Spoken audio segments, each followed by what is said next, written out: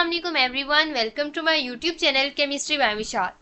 आज हम lecture number 4 देखेंगे केमिस्ट्री का, which is about allotropic forms and types of solution. सबसे पहले हम एलोट्रोपी फिनोमिना के बारे में डिस्कस करेंगे और डिफरेंट एग्जांपल्स देखेंगे ऑक्सीजन, कार्बन एंड सल्फर की, जिनके डिफरेंट एलोट्रोपिक फॉर्म्स मैंने शो की हुई हैं। देन हम डिस्कस करेंगे टाइप्स ऑफ सॉल्यूशन के बारे में, जिसमें ट्रू सॉल्यूशन, कोलाइडल सॉल्यूशन और हम सस्पेंशन के बारे में जो है वो स्टडी करेंगे। Now let's get started. First of all, what is meant by allotropic form of substance? यानी कोई भी substance है उसकी हम allotropic form के बारे में कैसे पता चलाते हैं कि ये उसकी allotropic form है। Actually होता क्या है कि एक ही एलिमेंट, जैसे कि हमने कार्बन देखा था, ठीक है। अब ये जो कार्बन है इसमें एटम्स की अरेंजमेंट इस तरह हुई है वो एलिमेंट ही एलिमेंट, हमने क्या कहा था पिछले लेक्चर के अंदर, एलिमेंट वो सब्सटेंस होता है जो एक ही टाइप के जो है वो एटम से मिलके बना और वो प्योर सब्सटेंस होता है, ठीक है।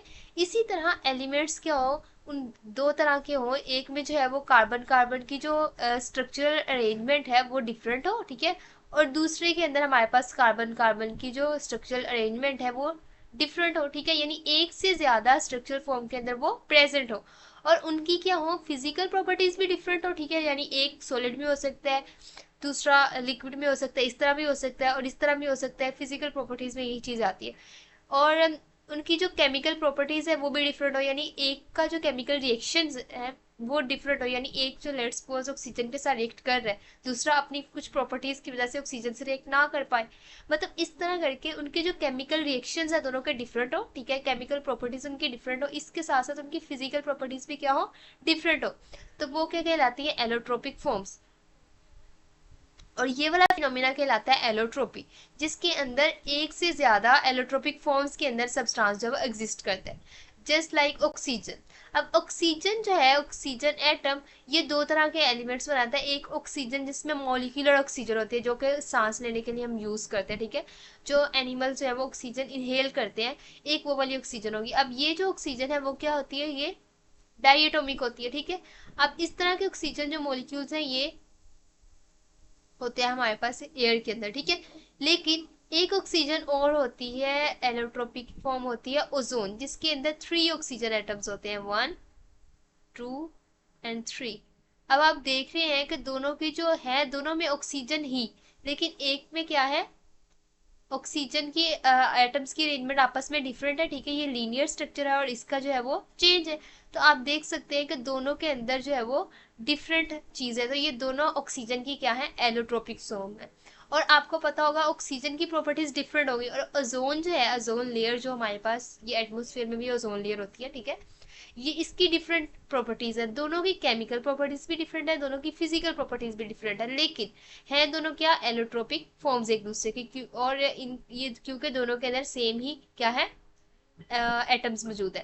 नेक्स्ट अगर हम कार्बन की एलोट्रोपिक फॉर्म्स की बात करें तो उसमें डायमंड, ग्रेफाइट, बकमिंस्टर, फ्लोरीन ये आ जाते हैं, और उसके साथ साथ इसमें ग्राफीन भी आती है। अब डायमंड क्या होता है, डायमंड जो हीरा होता है वो एक जायंट मैक्रोमोलिकुलर स्ट्रक्चर रखता है, ठीक है, जिसको आप देख सकते हैं, यह हमारा डायमंड, इसके अंदर ना कुछ इस तरह होता है कि आपकी जो कार्बन है वो हुई होती है sp3 हाइब्रिडाइज, ठीक है, इस तरह कार्बन के साथ जो है वो 4 कार्बन आइटम फर्दर अटैच हुए होते हैं।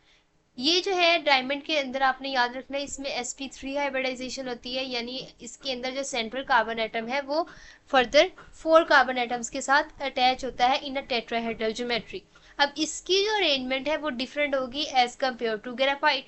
अब इसमें मैक्रोमोलिकुलर स्ट्रक्चर है, टेट्राहेड्रल स्ट्रक्चर है, और ये बहुत ज़्यादा इस वजह से हार्ड होता है, इसका मेल्टिंग पॉइंट ज़्यादा होता है और ये इलेक्ट्रिसिटी कंडक्ट नहीं कर सकता। ये सारी इसकी फिजिकल प्रॉपर्टीज़ की बात हो रही है, ठीक है। लेकिन दूसरी तरफ अगर आप ग्रेफाइट को देखें तो ग्रेफाइट जो है वो कुछ यूं होता है, ये यहाँ पे इन्होंने शो किया हुआ है ये वाला, ठीक है, इसमें हमारे पास जो है वो इस तरह हेक्सागोनल वे में जो कार्बन एटम्स है ना वो अरेंज हुए होते हैं। अगर मैं हर कोने के ऊपर एक कार्बन एटम बना लूँ तो इस तरह जो है कार्बन एटम्स अरेंज हुए होते हैं, जो कि एक हेक्सागोन की फॉर्म में होते हैं, और ये 2 डायमेंशनल एक क्या बनाते हैं, लेयर बनाते हैं, ठीक है।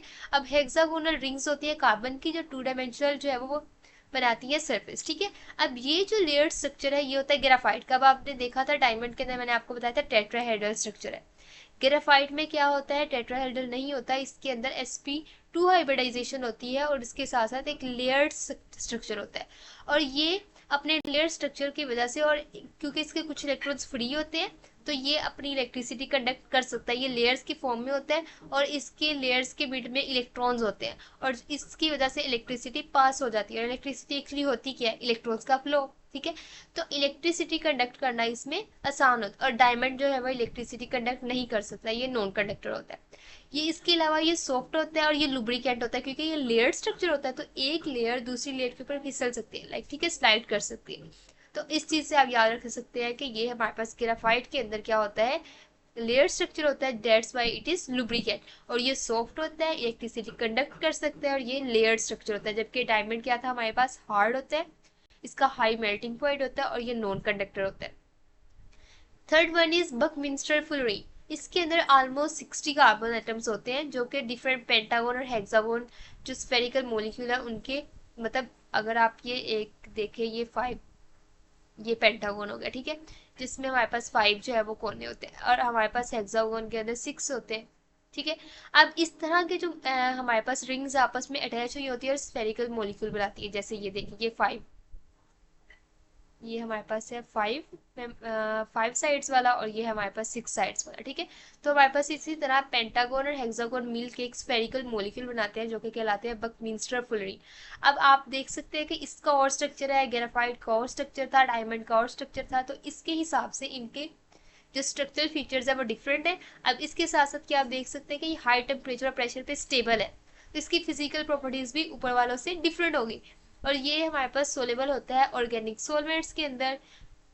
उसके अलावा इसका मेल्टिंग पॉइंट लो होता है, ये सॉफ्ट होता है। अब इसका मेल्टिंग पॉइंट लो था, डायमंड का हाई था, यानी इन दोनों की फिजिकल प्रॉपर्टीज क्या है, डिफरेंट है। उसके अलावा ये भी नॉन कंडक्टिव होता है, इसमें से भी इलेक्ट्रिसिटी पास नहीं कर सकती। इसका केज लाइक स्ट्रक्चर होता है क्योंकि आप यहाँ देख सकते हैं कि it's just like a cage, मतलब आप अंदर किसी को भी कैद कर लो, ठीक है। तो it's has cage like structure. Uncharged, इसके ऊपर कोई भी चार्ज नहीं होता और ना इसके पास फ्री इलेक्ट्रॉन्स होते हैं। जैसे मैंने आपको बताया था कि ग्रेफाइट के अंदर ये लेयर स्ट्रक्चर होता है और इसकी लेयर्स के मिड में इलेक्ट्रॉन्स होते हैं फ्री, जिसकी वजह से वो मूवमेंट करते हैं इलेक्ट्रॉन्स और इलेक्ट्रिसिटी पास हो सकती है। लेकिन बकमिंस्टर फ्लोरीन के केस में ऐसा नहीं होता। Now let's talk about sulphur. Sulphur की 2 फॉर्म्स होती है, एक होती है रोहम्बिक सल्फर, एक होती है मोनोक्लिनिक सल्फर। अब रोहम्बिक जो सल्फर होती है वो स्टेबल होती है, जबकि जो मोनोक्लिनिक है वो लेस स्टेबल होती है। ये भी हमारे पास जो है ना क्रिस्टल लेटिस की स्ट्रक्चरल जो है वो टाइप्स है कि रोहम्बिक, मोनोक्लिनिक, जैसे हम ये कह रहे होते हैं कि क्यूबिक है। से इतना नीट नहीं बना वैसे, लेकिन मैं आपको बता रही हूँ कि इस तरह करके ये क्यूबिकल शेप होती है ना। इसी तरह हमारे पास मोनोक्लिनिक भी होती है, जैसे इस टाइप की। आप जो है वो सर्च कर सकते हैं जिसमें आपको डिफरेंट सिस्टम्स मिलेंगे, जिसमें रोहम्बिक, मोनोक्लिनिक, क्यूबिक। इसी तरह एक सल्फर का रोहम्बिक होता है स्ट्रक्चरल फीचर जो कि ज्यादा स्टेबल होता है और एक होता है मोनोक्लिनिक जो कि लेस स्टेबल होता है। रोहम्बिक आप देख सकते हैं इसकी जो क्रिस्टल स्ट्रक्चर है वो भी डिफरेंट है as compare to monoclinic sulphur. Now let's talk about solutions. Solutions जो है हमारे पास 3 टाइप के होते हैं। एक होता है true solution, just like homogeneous mixture. मैंने आपको जैसे होमोजीनियस मिक्सचर की एग्जांपल बताई थी कि हम सोडियम क्लोराइड या जो सोल्ट है उसको वाटर के अंदर डिसोल्व कर लें, ठीक है। अब वाटर के अंदर डिसोल्व करने के बाद अगर जब उसको आप क्या करोगे, देखोगे तो आपको पता चलेगा कि कोई भी नमक का जो पार्टिकल है या साल्ट का पार्टिकल आपको नजर नहीं आ रहा, वो कंप्लीटली डिसोल्व हो गया पानी के अंदर।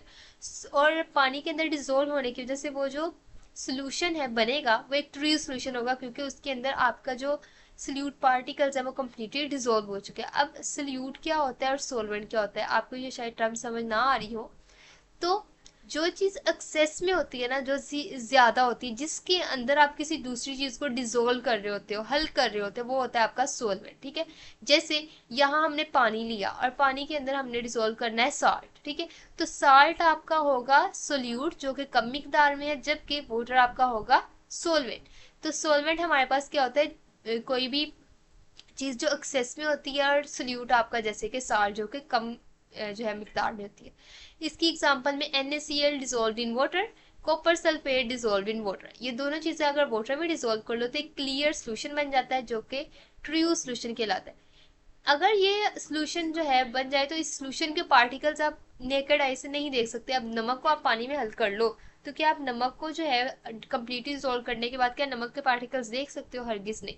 इट मीन्स कि वो ट्रू सोल्यूशन बन चुका है। वो बात अलग है कि आप उसको बहुत ज़्यादा नमक उसमें डालते जा रहे हो और उसे सुपर सेचुरेटेड कर रहे हो, वो अलहदा सीन है। लेकिन जो ट्रू सोल्यूशन होता है जिसमें वो कम्प्लीटली आपका साल्ट डिसॉल्व हो चुका होता है, उससे पार्टिकल्स नज़र नहीं आते। उसके अलावा अगर आप इस नमक वाले जो पानी है, नमकीन पानी को अगर एक फिल्टर पेपर से पास कर रहे हो, लेट्स सपोज, ठीक है, आपने जो है वो इसे फनल के ऊपर फिल्टर पेपर रखा और इसमें से पास कर रहे हो, तो आपके फनल के में से पास होने के बाद सारे का सारा आपका सोल्यूशन नीचे आ जाएगा और ऊपर आपके पास कोई भी नमक का पार्टिकल या कोई भी रेजिड्यू नहीं बचेगा। रेजिड्यू उसको चीज़ को कहते हैं जो फिल्टर पेपर के ऊपर बच जाती है। नेक्स्ट है हमारे पास suspension. Suspension is just like this one, ठीक है। इसमें जैसे आप चाक लेते हो, ठीक है, चाक जिसके साथ ब्लैक बोर्ड पे लिखा जाता है, उसको पानी में आप डिसोल्व कर दो, ठीक है, तो आप देख रहे होते हो कि जो चाक के पार्टिकल्स है वो कम्प्लीटली डिसोल्व नहीं होते और आप उसे अपनी आंख से देख सकते हो कि वो पार्टिकल्स कहाँ कहाँ है, ठीक है। तो ये हमारे पास एक्चुअली होता है हेट्रोजीनियस मिक्सचर, जिसमें आपके जो सोल्यूट के पार्टिकल्स हैं वो कम्प्लीटली डिसोल्व नहीं होते। जैसे इसकी एग्जांपल में आ जाता है चॉक इन वाटर। इसी तरह हमारे पास जेल्स वगैरह जो होगी। अब इसकी प्रॉपर्टीज क्या होती है कि ये पार्टिकल्स इसके विजिबल होते हैं नेकेड आई से, आप इजीली इनको देख सकते हैं। जैसे यहाँ पार्टिकल कोई भी नजर नहीं आ रहा था, लेकिन यहाँ डिसॉल्व करने की कोशिश करने के बाद भी आपको पार्टिकल्स नजर आ रहे होते हैं। और आप इसको कुछ देर तक वैसे ही छोड़ें, डिसॉल्व करना बंद कर दें, तो सारे पार्टिकल्स जो है वो नीचे बैठ जाते हैं, ठीक है। अगर आप इसको स्टैंडिंग पे रखें तो वो नीचे बैठ जाते हैं, वो उसके अंदर डिसॉल्व नहीं होते। उसके अलावा ये जो पार्टिकल्स हैं वो फिल्टर पेपर से पास नहीं कर सकते। यानी अगर आप इसको पानी को अगर आप क्या करो, फिल्टर पेपर से पास करो, ठीक है, एक फनल के थ्रू, तो जो जब आप पास करोगे तो जो ऊपर है वो पार्टिकल्स सोल्यूट है वो आ जाएगा और नीचे आपका आ जाएगा सॉल्वेंट। तो ये होता है हमारे पास सस्पेंशन। थर्ड टाइप होती है कोलाइडल सोल्यूशन की। Colloidal solution is actually intermediate between suspension and solution. ना तो ये ट्रू सोल्यूशन होता है, ठीक है, और ना ही ये सस्पेंशन होती है। ये क्या होता है, एक मिड वाई टर्म होती है। जस्ट लाइक इसमें ट्रू सोल्यूशन से बड़े पार्टिकल्स होते हैं, ठीक है, और हमारे पास क्या होते हैं, सस्पेंशन से जो है वो छोटे पार्टिकल्स होते हैं। ये हमने मेजोरिटी लगा दिया, ये हमारे पास थे एक्चुअली सस्पेंशन, इसमें ज्यादा पार्टिकल्स होते हैं, ठीक है। और हमारे पास कोलाइडल सोल्यूशन में मैं दोबारा खुद से बना लेती हूँ, जैसे इस टाइप छोटे छोटे पार्टिकल्स होते हैं, ठीक है। अब हम इसको देखते हैं। इसकी एग्जांपल में स्टार्च सोल्यूशन, जैसे वो माया होती है, ठीक है, स्टार्च जो माया हम यूज करते हैं कपड़ों वगैरह पे लगाने के लिए, ये हमारे पास जब रॉ स्टार्च होती है, ठीक है। ये भी अगर आप वाटर में डिसोल्व करो ना तो आपको पता चलेगा कि वो जो है वो वाटर के अंदर जो है वो इस तरह डिसॉल्व होती है कि उसके पार्टिकल्स नजर तो आते हैं लेकिन वो सस्पेंशन से क्या होते हैं, थोड़े से छोटे होते हैं। अब जैसे आप शरबत वगैरह लेके आते हो तो कुछ हमारे पास जो शरबत या कुछ जो है वो मेडिसिन वगैरह होती है, उसके अंदर क्या होता है वो भी सस्पेंशन होती है, वो पाउडर फॉर्म में मिलती है। और जब उसे आप वाटर के अंदर डिजोल्व करते हो तो थोड़ी देर बाद अगर आप उसको स्टे पे रखते हो तो वो नीचे बैठ जाते हैं, ठीक है, तो वो हमारे पास होते हैं सस्पेंशन। लेकिन कोलाइडल सोल्यूशन में क्या होता है कि वो नीचे नहीं बैठते लेकिन वो उसके पार्टिकल्स नजर आ रहे होते हैं। इसी तरह अगर आप एग की जो सफेदी है, एग वाइट है, उसे वाटर के अंदर डिजोल्व करोगे तो वो भी एक कोलाइडल सोल्यूशन बना देगा। इसके पार्टिकल्स जो है वो ट्रू सोल्यूशन से बड़े होते हैं और हमारे पास जो है वो क्या होते हैं, उससे छोटे होते हैं, सस्पेंशन से छोटे होते हैं। और ये इसके जो पार्टिकल्स हैं लग रहा होता है कि कोई चीज़ अंदर डिजोल्व हुई थी लेकिन बिल्कुल सही तरीके से वो विजिबल नहीं होते। They do not settle on standing. वो आप उसको थोड़ी देर के लिए रखो, वो नीचे स्टैंड मतलब नीचे जो है वो नहीं बैठेंगे जैसे हमारे पास सस्पेंशन के बैठ जाते हैं। They can pass through filter paper, और वो इजीली फिल्टर पेपर से ही पास कर सकते हैं जस्ट लाइक ट्रू सोल्यूशन, ठीक है। तो आपने ये चीज़ याद रखनी है कि ट्रू सोल्यूशन में हमारे पास पार्टिकल जो है वो नज़र नहीं आते नेकेड आई से, सस्पेंशन में बहुत वाज़ेह तरीके से नज़र आते हैं। कोलाइडल सोल्यूशन में आपको फील होता है कि इसके अंदर कुछ है लेकिन जो है वो क्या होता है, मतलब इसमें बिल्कुल होमोजीनियसली नहीं मिक्स हुआ होता जस्ट लाइक ट्रू सोल्यूशन, लेकिन आपको फील हो रहा होता है कि इसके अंदर कुछ डिजोल्व हुआ है, ठीक है। और उसके साथ साथ आपको क्या होता है कि कोलाइडल सोल्यूशन के अंदर आपके पार्टिकल्स नीचे सेटल डाउन नहीं करते और ना ही वो फिल्टर पेपर के ऊपर ठहरते हैं, ठीक है। तो ये था हमारा आज का लेक्चर। Thanks for watching my video. अल्लाह हाफिज़।